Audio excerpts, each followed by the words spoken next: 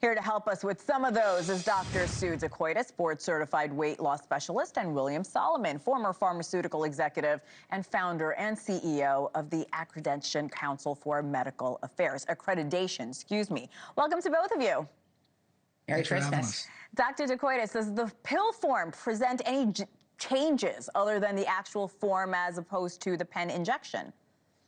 Well, I believe the studies show that it's absorbed pretty well. But in my practice in New York City, I really have found that the drug tirzepatide, which is Mounjaro or Zepbound, works a lot better, and studies show that. So, yeah, I mean, I think a lot of people, if they can get it covered, it's great, because a lot of people are afraid of the shot. Though in my practice, most people really adapt to the injection. My biggest concern, and I'm really a purist, I do weight loss every single day, is that I have so many patients coming to me who are accessing drugs on apps or directly from, online platforms, or directly from the pharmaceutical company, and they're not getting proper medical guidance. They're losing weight, but they're not losing enough fat in order to get the metabolic changes that we want for long-term health.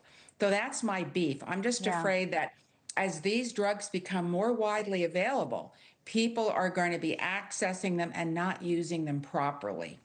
William, I see you nodding here. Diabetes medication has been around forever. How did pharmaceutical companies discover these injections could be used as a weight loss medication for many Americans out there?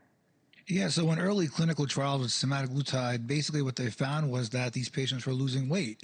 And, you know, the better you are at improving insulin sensitivity, the better you're going to be at losing weight. And I think Dr. Decotiis hit a really important point, and this is something that I'm really concerned about, is that obesity drugs, they're still seen as budget busters when it comes to the payers, or the insurance companies.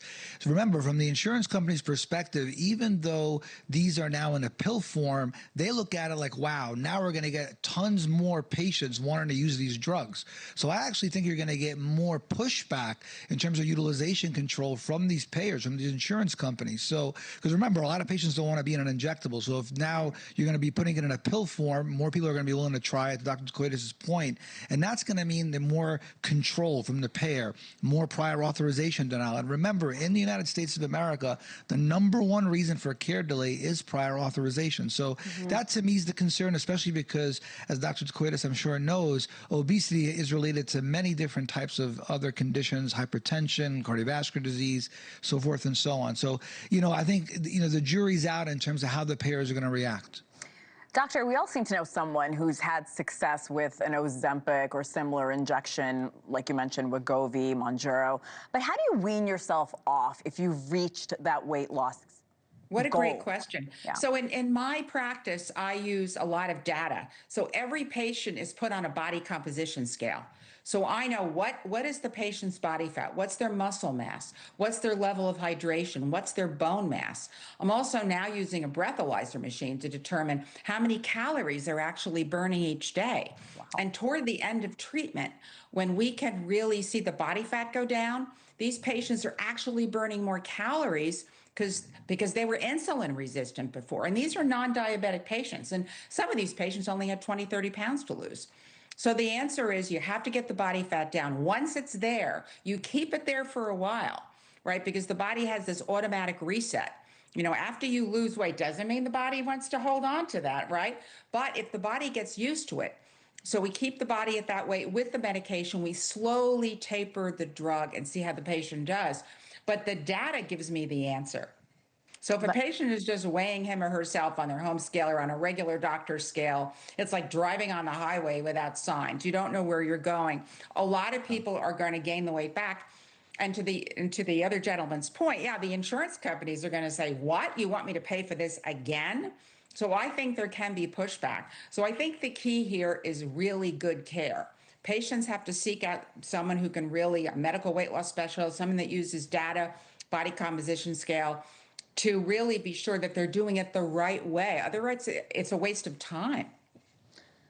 I'll give you the last word very quickly, William.